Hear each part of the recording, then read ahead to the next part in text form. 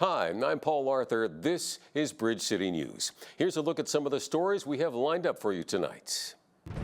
It's back to school for students, but parents are worried about how long that will last. Plus, Prime Minister Mark Carney huddles with his cabinet to come up with a game plan for the fall session of Parliament. And drivers adjust to more lane changes as repairs continue to the Whoop Up Drive Bridge. Your nation, your province, your southern Alberta. From the heart of Lethbridge, it's Bridge City News. Thanks for joining us. As kids headed back to school today in Alberta, the threat of a province-wide teachers' strike looms over their parents' heads. Contract talks between the Alberta Teachers Association and the provincial government stalled last week, and the education minister has accused the group of playing politics. The two sides are at odds on a range of issues, including wages. The union has to give 72 hours notice before its roughly 51,000 members can go on strike. So how are parents feeling about this potential strike? And this morning, BCN spoke with parents and school officials in Lethbridge and asked them one key question. What's your plan B in case a strike does happen? Here's what they had to say. Not so much a concern, but it's kind of hard not knowing what's going to happen to prepare. And right now, I actually just stay home with my kids. So for me, luckily it won't affect me, but I feel for the parents that work and don't have another option, so hopefully it doesn't happen. Definitely brings a bit of uncertainty as we start the school year. Obviously hopeful that our year isn't disrupted too much as we start off. I guess we'll see what happens though. Thankfully my kids are old enough that if there is a strike, it doesn't disrupt things too much for us. Definitely feel for people who have younger children though. I mean, it's huge to have your life disrupted like that. There's no doubt. I think there is a lot of wonder, a lot of, that hope of not having to take that action, but also that acceptance that if that is what we do, then we'll follow whatever plans are possible. But absolutely, when your livelihood is a little bit unsure, along with some other changes in legislation coming into effect this year, and all of the different pieces that are on teachers' plates, they're doing their best to manage all of that, but it definitely can weigh on people for lots of different reasons. Alberta teachers last went on strike back in 2002. The big issues then were familiar issues, large class sizes and wages. As excited students across the city return to classes, safety remains a top priority and a shared responsibility. This morning outside St. Patrick Fine Arts Elementary School, the Alberta Motor Association and Lethbridge Police Service joined forces to help raise awareness and highlight the important role school safety patrols play. I feel good because I'm helping out the community. I learned the importance of safety and keeping people safe. That it's a big responsibility. Happy because I see my friends. It feels good that I'm keeping people safe. The kids at this age, they often find that they're looking for leadership opportunities, so Safety Patrol with AMA is one of those natural ways for them to do that. We have about 40 patrollers out of just over 80 eligible students, so they really are keen to help out and do the training and then be part of that team all year long. Showing the importance of having school safety patrollers at our crosswalks. It is really important that it's a joint venture that we're keeping our crosswalks safe, and together with our school patrollers and our community as well as our drivers, we're ensuring that kids get to and from school safely every day. So AMA school safety patrollers have been on the crosswalk for over 85 years. During that time period, there's been 0 serious injuries or fatalities, which really shows the credibility to the program and the importance of having patrollers on our crosswalks in our city. It is really important, the job that they do every day. They're out there, they're making eye contact with drivers, they're helping kids get across the street safely, reminding pedestrians that it's point, pause and proceed in their procedure, as well as helping the kids with that as they cross. We all need that reminder to slow down and readjust with the start of the new school season. Last year was a tough year. We had a number of students struck on their way to school, so this is hugely important. It seems small, but it's huge. Have awareness. Just because you hit the green light doesn't necessarily mean it's safe to go. School kid safety is a very, very important component of this Vision Zero, and therefore we do a lot of operational improvements every year at schools. As you see here, we have this crosswalk painted We add temporary curb extensions to reduce the walking distance at many school locations. We added signals. And there will be a safety patrol starting next week at the new West Cooley Station School. Alberta's education minister is telling school boards to pause a government order to remove books with explicit sexual content from libraries. Dimitrios Nicolaides says the pause is in effect until further notice. A draft list from Edmonton Public Schools contained more than 200 titles, including Margaret Atwood's The Handmaid's Tale. That prompted the author to condemn Premier Danielle Smith online over the weekend. A new report has found that a lot of Canadian youth are facing bullying and poverty. The report, called Raising Canada, commissioned by the charity organization Children First Canada, says bullying, poverty, and mental illness are on the rise among Canadian youth. Sarah Austin, founder and CEO of the organization, says this year's findings highlight a generation at risk. We now have 1.4 million children, or 13.4% of our kids, experiencing poverty. That's a really alarming number, and particularly to see that it's the highest number since 2017. Another statistic that really jumped out to me was the concern around bullying. An overwhelming majority, 71% of our kids experiencing bullying. And even more distressing to see that is that there's a disconnect between what children feel is happening in their classrooms and what their teachers believe is happening. The report showed that 71% of teachers felt that they had taken action to address bullying in their classrooms, but only 25% of students felt that they were supported within their school setting. It really points to a disconnect of what's happening in the lives of our children. It's not to say that teachers don't care or not trying, but it really points to the fact that our kids are struggling in ways that we as adults haven't fully grasped, and that we need to work together with our children to find solutions. At a very concrete level, I believe change begins at home. And so, for parents, grandparents, people who have kids in your lives, to be talking to the kids who you know and love, to talk about the challenges they face. Don't take the easy answer, oh, I'm okay, or everything's fine. Dig deeper. Talk about the things that they're seeing and experiencing online. Talk about what's happening in their classrooms. Talk about their hopes and their fears. And figure out what the challenges are that they're facing, and have honest conversations about what it will take to improve their lives. Other threats to youth outlined in the report include childhood mistreatment, vaccine-preventable illnesses, and racism. Austin says the goal of issuing this report every year is to spark concrete action by policymakers. Prime Minister Mark Carney is holding private meetings with his cabinet in Toronto this week ahead of the fall legislative sitting. This is Carney's second cabinet retreat since winning the spring election, and the first involving his new chief of staff. While the Prime Minister's office has not said what is on the agenda, it's clear that U.S. President Donald Trump's shadow will loom over these meetings.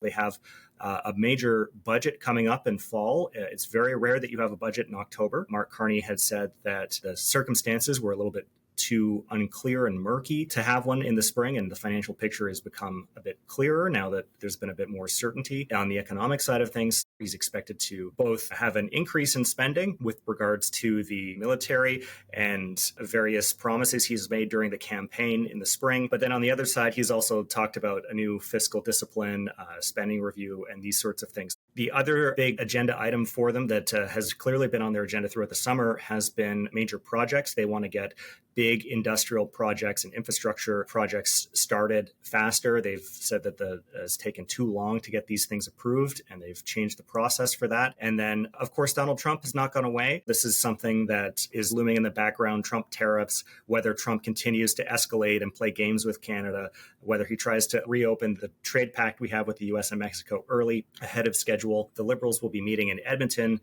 on the second week of September. These kind of meetings are an opportunity for the government to put a spotlight on their agenda, what they're trying to do, what they're trying to achieve, how they're trying to advance the ball down the field, and go on the offensive a bit, because when Parliament comes back, we know it's a minority Parliament. The Conservatives and the Bloc have large numbers in the House of Commons, and they can start to inflict some political pressure and put the government on their back feet a bit.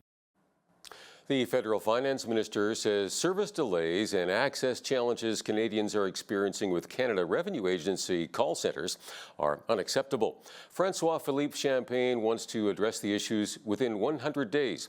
Champagne says he has asked the CRA to take concrete steps which could involve reallocating or adding personnel and expanding digital filing options for Canadians. This comes as Ottawa plans spending cuts across the public service. The federal NDP has officially launched the race to find its next leader.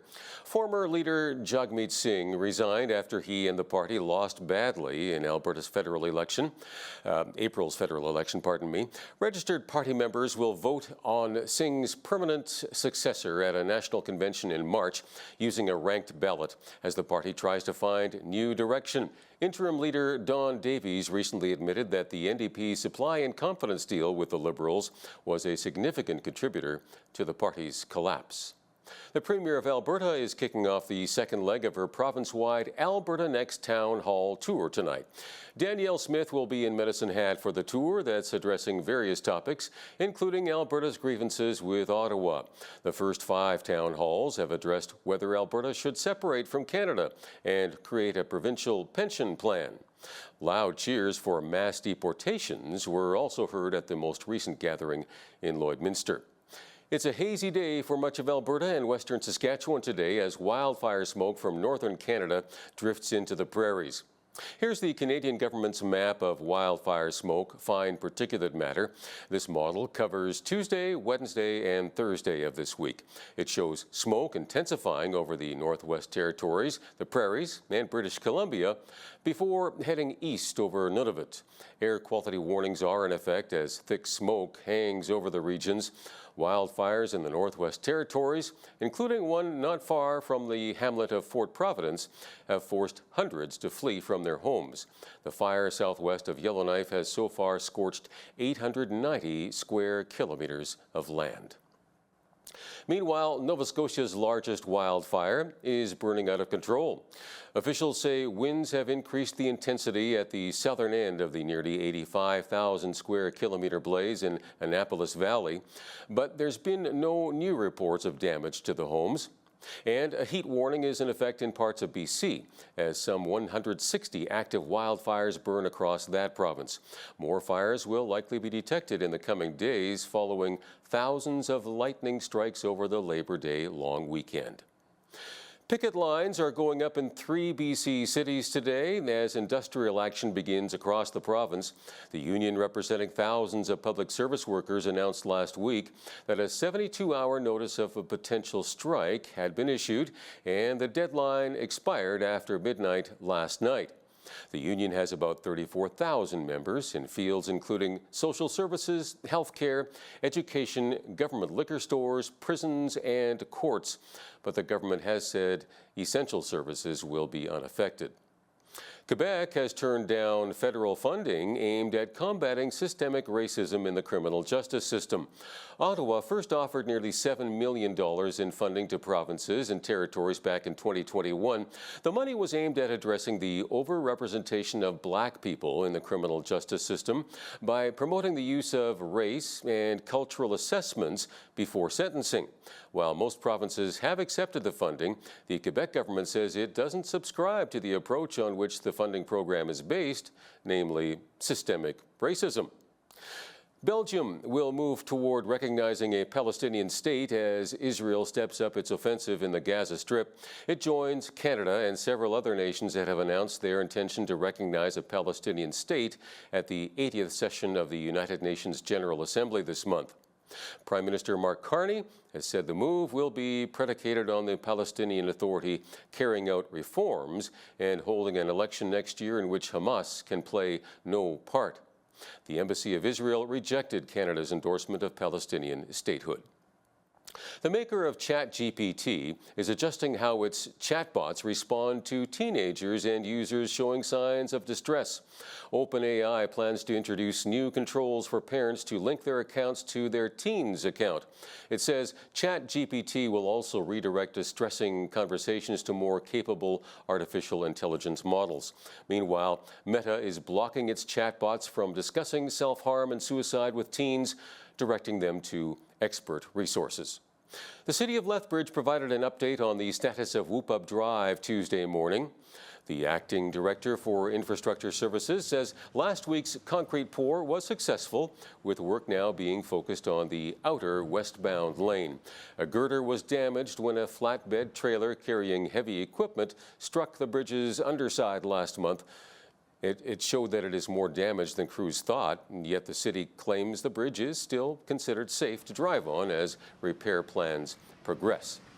This past week, we were able to get inside the bridge and we noticed that there was more damage than initially thought. So we're formulating a plan now to make those repairs and get things underway so that we can return things back to the traffic back to normal.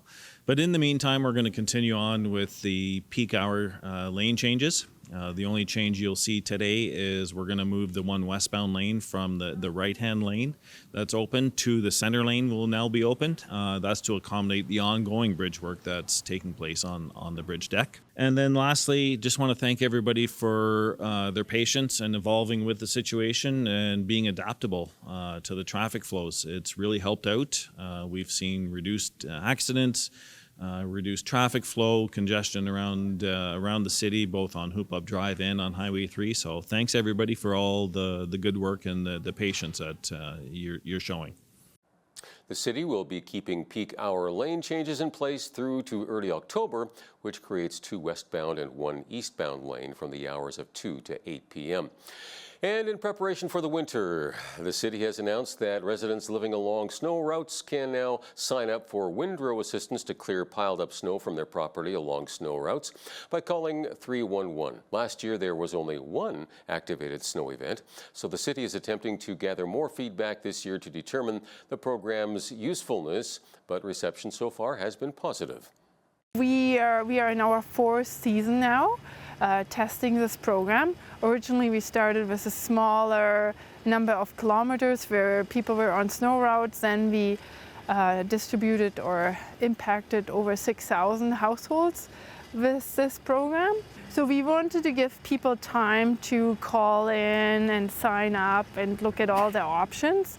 So our sign up deadline is the 10th of October. And that gives us enough time to work with our contractors and resources to have everything in place for hopefully the first snow event not earlier than beginning of November. The Windrow service is an annual subscription-based service that provides help to residents with accessibility and mobility challenges. A local electrical company is extending its long-term relationship with the Lethbridge Interfaith Food Bank. After contributing $100,000 over the past 5 years, Mikado Electric is continuing its guardianship with another 5-year, $100,000 commitment. What's special with their guardianship is that they actually go out and do some legwork to find some really good deals to bring us food that we need to fill in the gaps for our clients' needs. Having that legwork done is super helpful because there's so much work to be done at the food bank. To have that work done for us saves us some time to do some of the other programs and services and making sure that all of our programs and operations are running really smoothly. So when Mikado Electric comes in and they give us, I can get you this, this, and this, and lets us know, gives us the option to pick the items that really will be of most value to our clients. Super, super helpful. Yeah. Granger says the Mikado Electric commitment to the Guardians program in 2020 was the first of its kind for Interfaith. They hope it will inspire other groups to also make long-term commitments of support to any of the expenses the food bank carries from year to year. Hockey season is officially back tonight in Lethbridge as the Hurricanes begin their preseason schedule after wrapping up their main camp last weekend. The Canes' preseason roster is now down to 39 players and highlights the team's need to fill key spots in the roster after a number of veterans aged out of the league, with many going on to sign professional contracts. A few members joining the preseason roster are coming from Lethbridge and the surrounding region. They include Cade Duell, Aiden Across the Mountain, and Hayden Ironshirt. The Canes will open their schedule with back-to-back matchups at the visitlethbridge.com arena starting tonight against the Medicine Hat Tigers and Wednesday when the Calgary Hitmen come to town. Puck drop is at 7 p.m. each night. A United Nations official says rescuers are racing against time to reach Afghans in need following a powerful 6.0 magnitude earthquake. The agency's local resident coordinator says they cannot afford to forget the people of Afghanistan who are facing multiple crises and multiple shocks. The Taliban government says the quake has killed more than 1,400 people and injured over 3,000 others after the quake flattened villages and trapped people under the rubble of homes. And in yet another natural disaster, an estimated 1,000 people have died after a landslide wiped out an entire village in Sudan's Darfur region. A complete look at our local and national forecast is on the way next.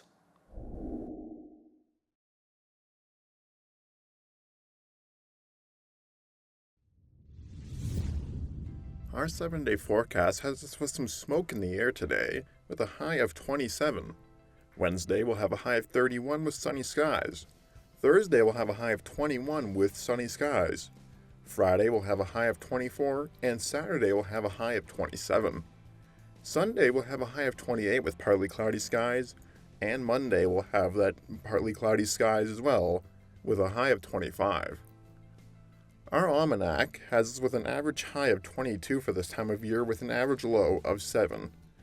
The record high on this day was set back in 1998 with 35, and the record low was set back in both 1910 and 1943 with -1. The sun rose at 6:48 a.m. today and set at 8:13 p.m. Our national forecast has Vancouver and Victoria having highs of 25 and 26 respectively. Edmonton and Calgary both share sunny skies and highs of 29. The rest of the prairies have Saskatoon with a high of 18 and partly cloudy skies. Regina has a high of 17 with sunny skies. Winnipeg will have a chance of showers and a high of 14. Central Canada has sunny skies with both Toronto and Montreal having highs of 26, and Ottawa will have a high of 27. Atlantic Canada has Fredericton with a high of 26 and nice sunny skies. Halifax has a high of 24 with partly cloudy skies. Charlottetown has a high of 25 with sunny skies, and St. John's will end off this forecast with a high of 18 and partly cloudy skies. TELUS has signed a deal to acquire full ownership of TELUS Digital. It'll get the shares of the business that it doesn't already own for a whopping $539 million US. The transaction values TELUS Digital's equity at about $1.3 billion US. This reverses the company's move to spin the business off in 2021. Enbridge says it will proceed with a pair of natural gas transmission projects. The company is expecting to spend $300 million on what it calls the Algonquin Reliable, Affordable, Resilient Enhancement Project. The project's aim looks to increase deliveries from an existing pipeline to existing local distribution company customers in the U.S. Northeast. Enbridge says it expects to complete the project in 2029 after the deal is approved, pending the usual government and regulatory approvals. Now, here's a look at today's markets. The TSX was up 51 points on the day to finish at 28,615. The Dow was down 249 to 45,295. The S&P 500 was down 44 points to 6,415. And the Nasdaq was down 175 points to 21,279. West Texas Intermediate oil was up 99 cents to 65.62 US per barrel. Natural gas was up a cent to 2.99 US. Gold was up 56.90 to 35.3360 US an ounce, and silver was up 15 cents to 40.88 US an ounce. Feed wheat is at $7.16 per bushel, barley is at $5.50, canola is at $14.20, and corn is at $7.29 per bushel. Live cattle October contract was down 12 cents to $2.3952.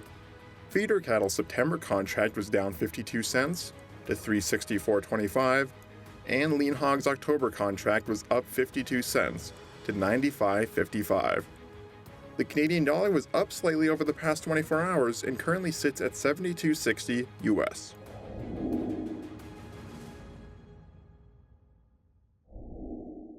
Recapping one of our top stories, as kids headed back to school today in Alberta, the threat of a province-wide teacher strike is on the minds of many parents as contract talks between the Alberta Teachers Association and the provincial government stalled last week. The union is required to give 72 hours notice before its members can go on strike. Toronto Sun columnist Brian Lilley unloaded his perspective on a number of issues today, including U.S. tariffs, our struggling economy, and the right to defend our homes. That interview is straight ahead. When you see news happening in your community, be sure to send us an email at info@bridgecitynews.ca.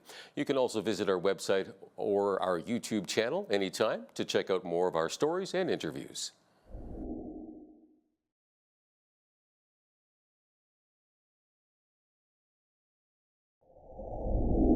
There could be a win for Canada in the ongoing tariff wars with our U.S. neighbors. Joining us to chat about this and more is Toronto Sun columnist Brian Lilley. Good to have you with us, Brian. Good to be with you. You bet. Well, an appeals court in the U.S. has said that Donald Trump's tariffs on many countries, including our own, go beyond his authority. Go figure. But Brian, you're saying Canadians looking for tariff relief shouldn't be cheering just yet. So what's up with that? Well, the appeals court said that the way that Donald Trump brought in the tariffs exceeded his authority. He used primarily Section 232 emergency powers. And they said, well, you've exceeded your authority on that. But while they said that the tariffs were illegal, they said they're going to stay in place until the appeal to the Supreme Court is over. That could take until October. Now, October isn't that far off. It's just 4 weeks away. It could be 8 weeks, depending on where things go. The U.S. Supreme Court, unlike our own, often does very quick rulings. So, if the U.S. Supreme Court says, yes, these are illegal, they go beyond the president's authority, then they would have to come down. Now, the Trump administration says they are confident that their appeal to the Supreme Court will win. And I've heard from legal scholars on both sides making arguments as to why the Supreme Court will say they're illegal and say, no, the president did not exceed his authority. So this is not a cut and dry issue. The other problem, though, Paul, is you talk to people in Washington, they're enjoying the tariffs. They don't mind them. And even when I was back there in February, they were talking about a 10% global tariff, much like we're seeing in some of the deals that the Trump administration is getting. So there's a good chance that even if the Supreme Court strikes down the tariffs, Congress could actually pass a global tariff. There's an ongoing argument, there always has been, about presidential authority on trade. Congress has ceded an awful lot of authority that is vested in them in the Constitution, but they have passed bills giving and delegating authority on a lot of trade issues to the president. So that's part of what the Supreme Court will be deciding. And if they decide, no, the president doesn't have this authority, there's a good chance that Congress could pass a tariff. So, don't be raising your glass in a cheers just yet. We got to wait a while still. Yeah, it kind of feels like, aha, yeah, we finally got him, but yeah, like you say, you just do an end run. Well, it's not really an end run, I guess. Congress has the authority, right? The issue is, does the president? And if he doesn't, well, if you get, the support from Congress, you're going ahead anyway, right? So, yeah. Oh, man. Okay. I guess perhaps the only hope here is maybe if there's enough pushback from the American public saying, yeah, you know what, we're paying a lot more for stuff from Canada and other places. Yeah, you are. It's going to hurt. So who knows? Well, in some places they are, and in some places they're not. In groceries, they're not seeing the kind of grocery inflation that we have, in part because many of the retailers are eating the tariffs. Wow. And so when you look at the whole picture, also the American working public, they're seeing an increase in their income at a higher rate than we are in Canada. Yeah. So a lot of it is offsetting. And we can't just sit here and work on a theory and say, well, they're going to be angry because they're paying more. If they're making more and paying a little bit more because most of the tariffs being eaten by the companies, their groceries aren't going up the way ours are, will they really have that pushback to their member of Congress or their local senator? That is unlikely to happen unless they're really feeling the pinch, which right now, given the state of their economy, growing at a 3% annualized rate while ours contracts by 1.6% annualized rate, that's, they're not going to be complaining the way that we might be given the state of our economy. Wow, buy Canadian, folks. Okay. There are a number of negative reports out now on Canada's economy last week. Some of them were related to tariffs and trade, others not. So what is the state of our economy right now? You just pointed out some numbers. I mean, it's not looking real great, is it? No, well, that number I just mentioned to you, the GDP dropping by 1.6% on an annualized rate, 0.4% for the quarter. But if it continues to go down, and a lot of economists and market watchers expect that, yes, we will have another quarter of economic contraction, which will mean we are in a recession. I don't like these people that are constantly trying to redefine what a recession is based on whether they're trying to defend or attack the party that's in power. If we have 2 quarters of economic contraction, that is a recession. U.S., they had a slight contraction in the first quarter, but they grew by a 3% annualized rate in the second quarter. We had a kind of a flat line in the first and a contraction in the second. We've also seen our exports to the United States plummet. Our trade deficit of exports versus imports, it's at the highest level since the early 1980s of over $21 billion. That's a worrisome sign. The unemployment rate, we're going to get new numbers on the labor force survey on Friday, but a different set of data on payroll employment that Stats Canada released last week showed more than 30,000 jobs lost in June. That's a bit behind, but lost in June. And the only growth was in public sector. Every segment of the private sector was contracting and the public sector was growing. None of those are signs of a healthy economy. And this is why I've been saying since I listened to Donald Trump's speech on Inauguration Day and heard what he was going to do beyond tariffs. He was going to unleash the U.S. economy. I said, we have to do the same. We have been handcuffing ourselves for far too long and just relying on easy access to the American markets. We have to be able to unleash our economy, whether it's trading with other nations, trading amongst ourselves, pulling back regulation that stop investment in this country or chase it south of the border. We have to be doing that, and we haven't been doing it. Mark Carney's promised it, but so far he hasn't been delivering on that. Yeah, so somewhere there's got to be a wake-up call. Things aren't going to just fall into place automatically somehow.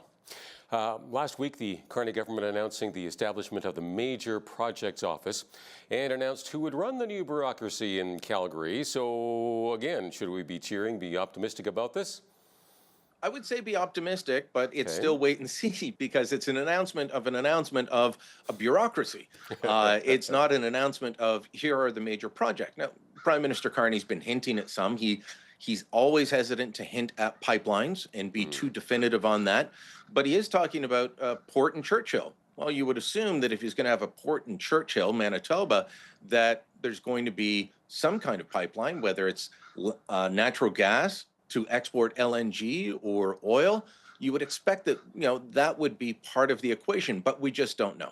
He's appointed Don Farrell. He has announced that the office is in Calgary. Now, Don Farrell is someone who worked with TransAlta, the British Columbia Hydro and Power Authority, and Trans Mountain Pipeline. So, she's well regarded in the industry. The Canadian Association of Petroleum Producers put out kind words about her. I spoke to Goldie Hyder from the Business Council of Canada. He praised her. He's known her for a long time and said, yep, she's got the experience for what we need to be doing.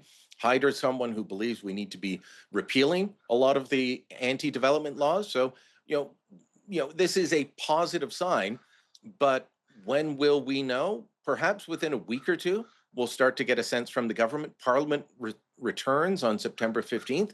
Will they announce the major projects they want to get behind before that? Again, I've been saying this for far too long with the Carney government. We're going to have to wait and see. Yeah, people are tired of the talk and they want to see some action. And so it's in his hands here, like you say, mid-September. So hopefully... He's the one that said we have to move at speeds we've never seen before. And, well, we're not moving at speeds we've never seen before. And as Conservative leader Pierre Poilievre pointed out recently, there have been major projects in Europe and elsewhere built in less time than he's been prime minister. I'm all in favor of some of the moves he's doing, but speed it up. Yeah. Here. Crime levels continue to be on the rise in Canada, and Conservative leader Pierre Poilievre talking about making sure Canadians can defend themselves, a castle law like they have in the U.S. and so forth.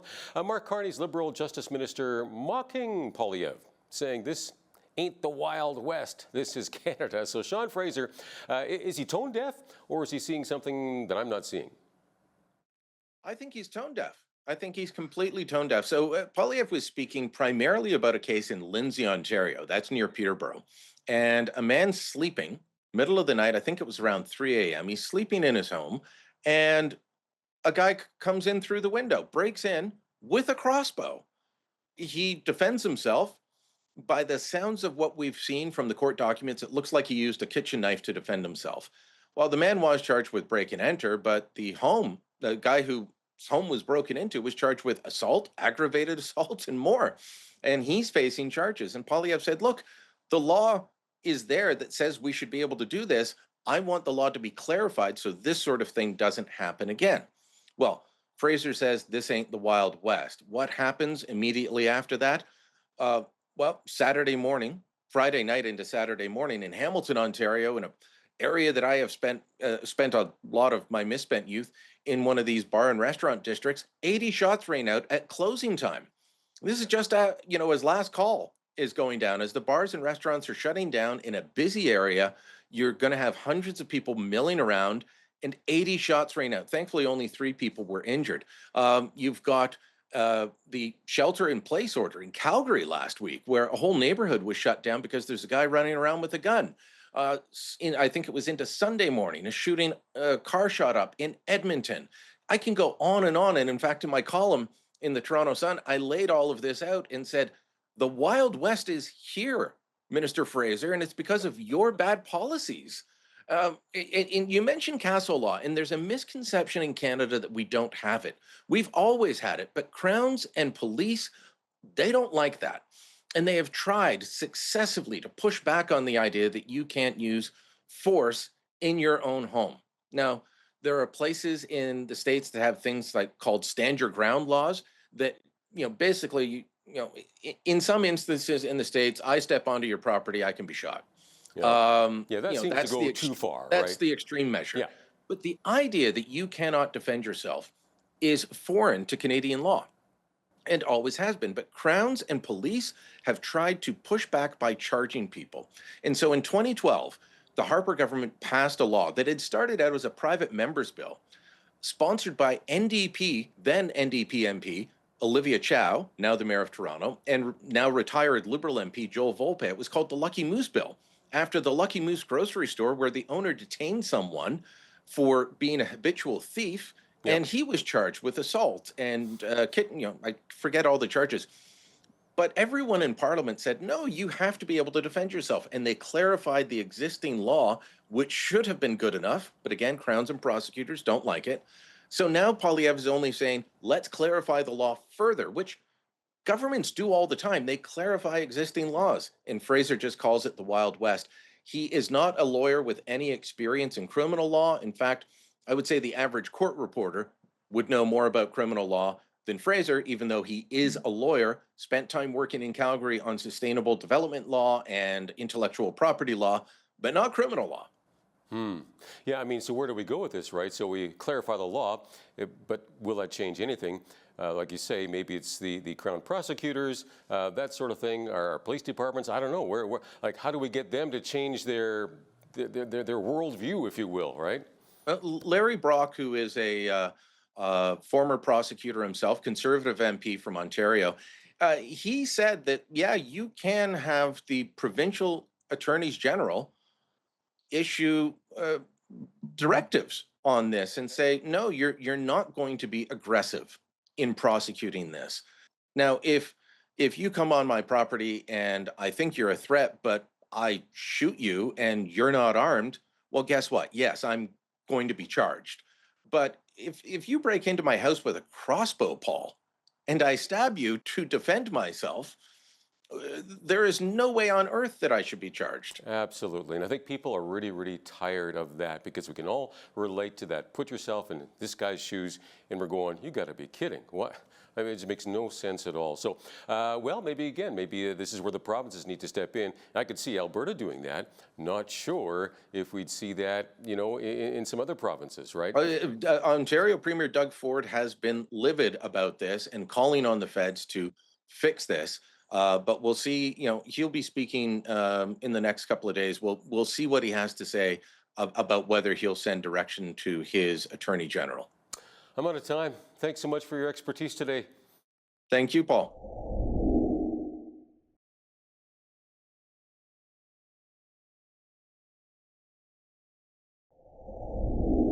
The world's population continues to grow, which is of concern to some, but on the other hand, many nations, including Canada, have declining birth rates, which can produce population decline and, with it, potential economic problems. So, why are Canadians having fewer children? Joining us to chat about this is Professor Lars Hallström. He is the director of the Prentice Institute for Global Population and Economy at the University of Lethbridge. Dr. Hallström, great to have you with us. Thank you for having me again. All right, so what is the world population these days, and what are some of the concerns around overpopulation? Well, we're into a point where for the last several decades, we've seen population, of course, understood as growing just like viruses in an exponential curve, right? So seeing, in fact, a number of countries like Canada, as you point out, now dealing with the implications of actually long-standing and very slow and declining birth rates, where population growth really doesn't keep up with what we call replacement rates. So what are we seeing here? Is this kind of like a snowball effect where the snowball running down the hill and it's just gaining momentum? Because I remember like several years ago, the population was around 4 or 5 billion, then it hovered around 7 billion. Yes, and that would be expected as we continue to grow. But again, it's distributed asymmetrically across the globe. So population growth may still be high in some parts of the world, may continue, in fact, to grow, particularly in parts of what we call the developing world. But in many parts of the more developed world, like Japan, for example, that's the example that everybody points to, they've actually been dealing with this kind of issue for several decades and now have both a significantly older population and a much, much smaller population that is coming in to fill questions of labor, of skilled labor, of work more generally, and to actually provide the resources in terms of tax revenues to meet the needs of that older population. So there's a temporal dynamic to this, which is to be anticipatory. And in fact, many decades ago, we were concerned about the possibilities of slowing birth rates, but it was sort of pushed to the side a little bit in policy circles. Right. So you touched a little bit just on slowing birth rates there, because I want to know, do we know what the long-term global population projections are, especially when we factor in the former one-child policy that China had in place for years? Right. So it's always difficult, and we might hesitate to make those projections. So, for example, even if we use Canada as a more local example, there is a group that are advocating or suggesting that Canada will meet a population of 100 million people by the end of this century, give or take. That is probably very far-fetched. And when we do modeling around projections, or when Stats Can does modeling around this, they tend to be sort of low, middle, and high forecast kind of projections. Same for the province. So we might see a population in Canada at the end of this century of maybe as many as 70 million, but that would be given quite a few sort of exogenous variables like migration and possibly a boost in birth rates, down to the possibility where our population levels may actually level off, and in one world maybe even start to shrink, and that could hold at the provincial level as well. So many of today's developed nations have declining fertility rates, far below replacement levels. What kind of pressure does that put on the economy and our society? I think we're just here in Canada just starting to see that emerge, where many employers are concerned with labor supply, even as they deal with issues of automation and changes to where labor may be needed. As I mentioned before, in other countries, Japan being the most common example, but there are many others, especially in the European Union, in Italy, for example. We see pressure in terms of, just not having enough people unless you have quite open borders to facilitate the movement of labor in, whether it's from within a nation state or from outside. This has been the case for Canada. Most of our population growth has actually been driven by immigration, not by birth rates. But then we see as these smaller populations move into the working world, they, of course, are also less likely to have children above the replacement rate, or they'll have smaller families. And so we see what might be considered a bit of a virtuous cycle where population decline continues to actually oddly grow over time. And this can really put pressure on both the distribution of labor, whether it's rural versus urban or ex-urban, and then the distribution of labor across provinces. So, for example, many provinces in Canada, such as the Maritimes, have seen historical patterns of labor outmigration. People leave to seek work and employment elsewhere, which then reduces supply of employment and, of course, the reproducing population in that province. The Alberta is Calling program here in Alberta led to some fairly significant growth, but that created another set of challenges in terms of how do we respond from an infrastructural and a housing standpoint and services standpoint to that other side of the question: where do people who are finding work ultimately settle, and then where do they have their families, and how does that potential population growth impact our economic futures in terms of what we have to spend and provide to that population? So I want to talk about Canadian couples now and our current fertility rate, because I want to know, like, what are some of the reasons that Canadian couples are having fewer children? It's what we call, to be sort of social scientific or sort of statistical, a multivariate equation. There are lots of variables at play. There's no singular answer. And so people may, of course, choose simply through their own personal decision making, whether it's from personal preference or possibly shifting cultural orientations, to simply not have more children or any children at all, right? And that may be tied in some cases to concerns about the environment, to concerns about the fact that no matter what our population growth is, we still consume a lot, especially in the developed world. So the footprint of each individual is quite high. Others may have fewer numbers of children due to changing religious mores or cultural orientations coming from their church or their spiritual background. Affordability is definitely a factor that people may point to. Even the proportion of housing to income, for example, means that you, by definition, have less income if you have a house and a mortgage in order to be able to pay for the, and children are expensive, and bringing a child through to adulthood and then on to post-secondary education is a very real financial challenge. And so many people are quite pragmatic. And it may actually be the intersection of these, coupled with the fact that we have, in general, increased access to contraceptives. We have increased discourse around sexual and reproductive rights. People are perhaps more engaged in these questions. And so any number of factors can be at play. But certainly the economic and the personal intersect in lots of different ways. Right. So with all these different factors, this may be a challenging question, but are you able to determine when this decline in birth rate began?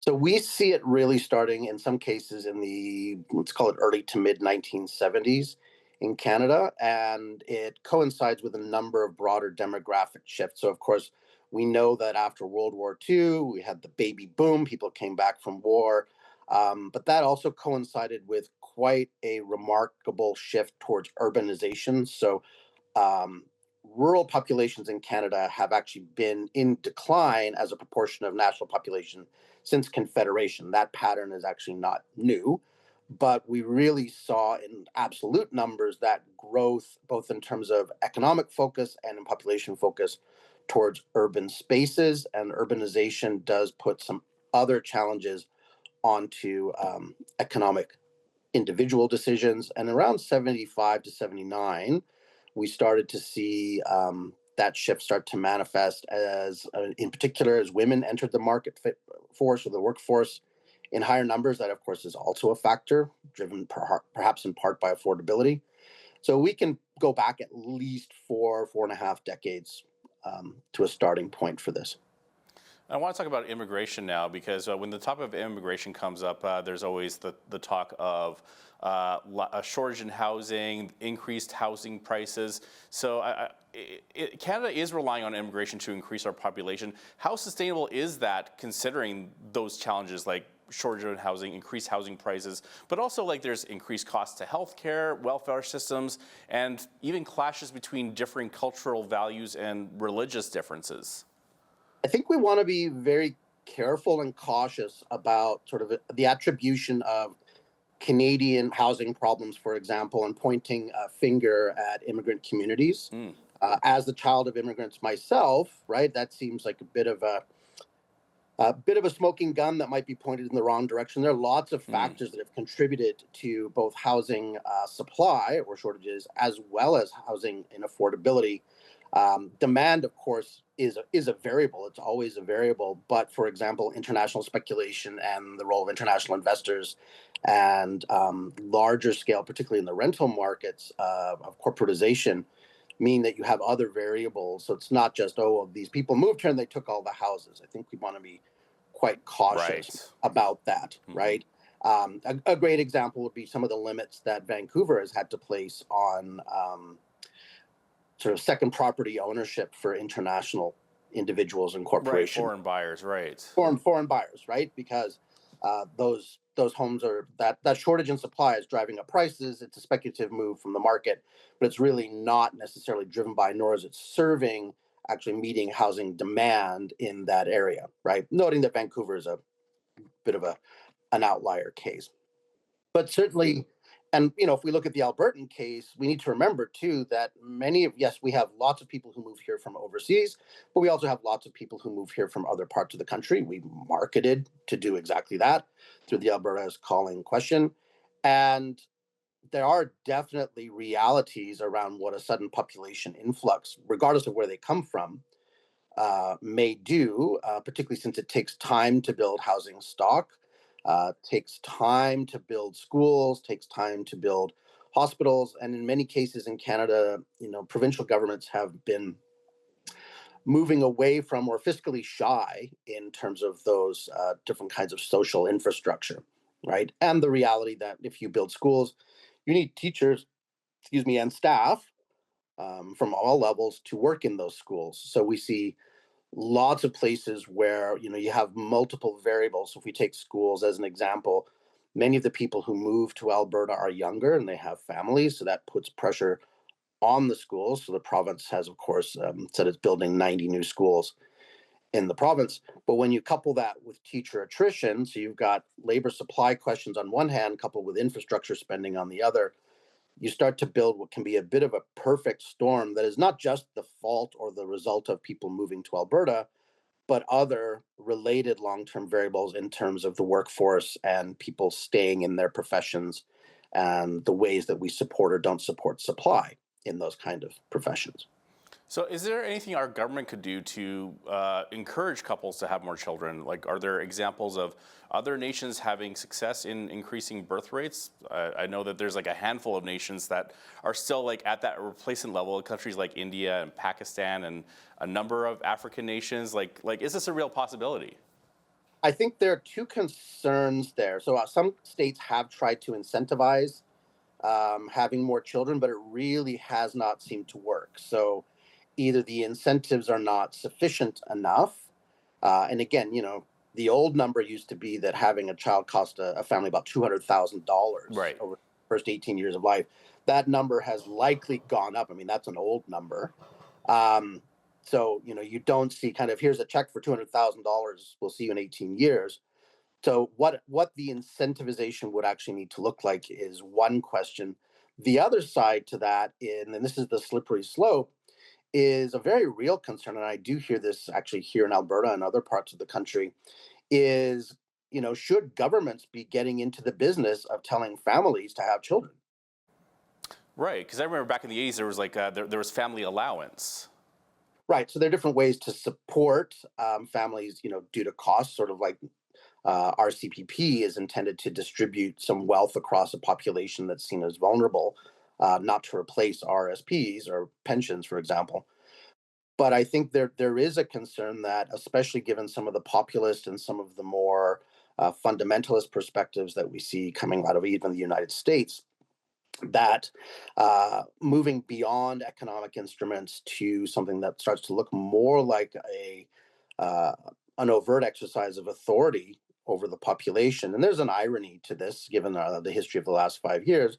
But I certainly have heard from women in particular in the province that there is a concern that, these kind of conversations are opening the door to, well, we will see a push to actually not regulate, but do more than incentivize reproduction.